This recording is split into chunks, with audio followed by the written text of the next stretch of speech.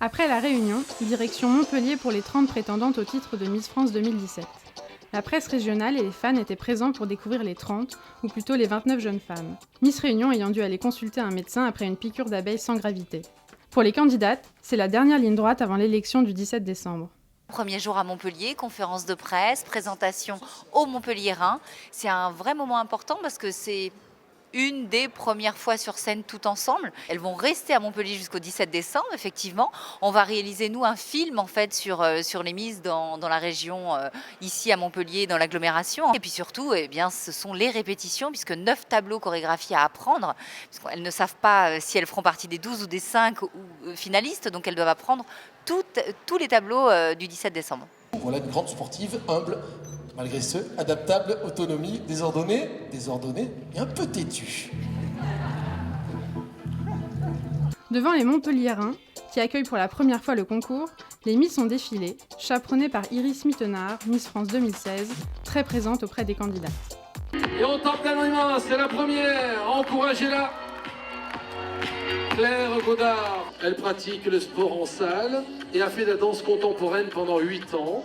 Elle s'appelle Cassandre Joris, elle mesure 1m71. Elle pratique l'athlétisme et la danse. Elle est curieuse, calme, bonne, vivante. Aurélie Joachim.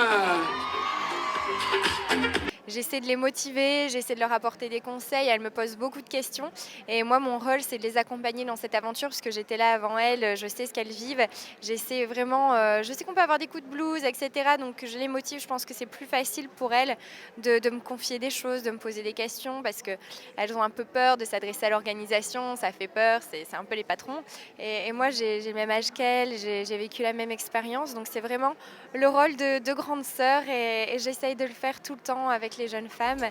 Dans une dizaine de jours, elles devront convaincre le comité Miss France qu'elles méritent leur place parmi les 12 finalistes au cours d'un entretien décisif.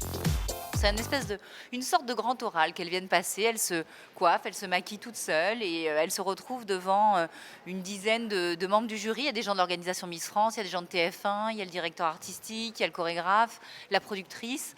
Et puis pendant ce grand oral, eh bien, il faut qu'elles arrivent à nous démontrer que la couronne est pour elles. Elles vont être notées sur plusieurs critères, sur leur faculté à vivre en groupe pendant un mois, sur leur faculté à se présenter, prendre la parole. L'entretien des 12, c'est hyper stressant. Moi, j'étais encore plus stressée que le soir de Miss France. Ça dure 4 minutes et ce que je vais dire, faudrait que je continue l'aventure ou pas. La clé pour l'entretien des 12, c'est être naturel, c'est être soi-même et montrer qu'on a envie d'être Miss France en fait. Quand on montre aux gens, bah oui j'ai envie, oui je vais tout donner et montrer aux gens qu'ils peuvent nous faire confiance et que pendant un an, oui on sera capable d'assumer cette couronne et ça c'est pas évident de se vendre.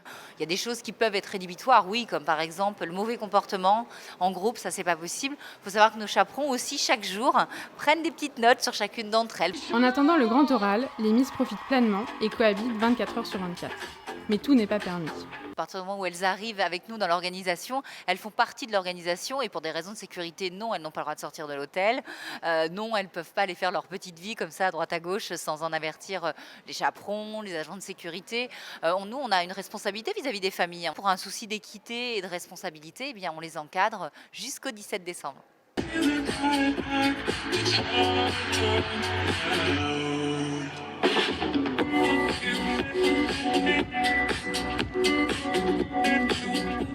Thank you.